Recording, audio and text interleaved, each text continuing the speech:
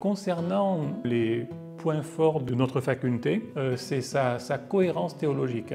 Dans ce sens que pour devenir professeur titulaire dans cette faculté, eh bien, il faut adhérer à une certaine confession de foi, ce qui fait qu'on va retrouver une certaine cohérence entre les différents cours. Celui qui veut s'exposer à toutes sortes de théologies sans trop de liens les unes avec les autres, il aura du mal à fonctionner chez nous.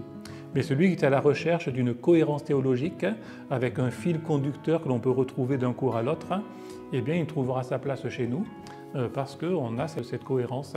Donc il peut bien sûr y avoir une certaine variété d'opinions entre les professeurs sur des questions secondaires, mais sur tout ce qui concerne la théologie réformée calviniste, il y a vraiment une harmonie, une unité entre les professeurs qui adhèrent à la même confession de foi. Moi-même, ce qui m'a attiré, parce que je suis d'arrière-plan catholique, et puis après je suis passé par différentes branches du protestantisme, mais ce qui m'a attiré au départ dans la maison réformée, c'est la sotériologie et les doctrines de la grâce, la compréhension en profondeur que l'on peut avoir de l'Évangile quand on étudie la théologie réformée.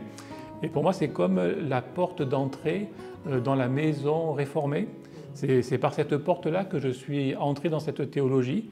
Et puis, plus je visitais cette maison, plus je me rendais compte qu'il existait d'autres pièces tout aussi intéressantes, tout aussi cohérentes avec la porte d'entrée, comme par exemple l'ecclésiologie avec une théologie de l'Alliance qui permet de trouver du lien entre l'ancienne et la nouvelle Alliance, avec sa théologie des sacrements qui est également d'une grande richesse, toute son approche de l'apologétique présuppositionnaliste, donc avec une prise en compte de la profondeur du péché qui empêche de connaître Dieu à moins que la grâce de Dieu n'intervienne. Et donc même si les doctrines de la grâce sont vraiment ce qui souvent apparaît au premier plan de la théologie calviniste, quand on étudie la théologie réformée, en fait, on va découvrir petit à petit d'autres facettes non moins intéressantes de l'enseignement biblique. Nous espérons que ce contenu vous a plu.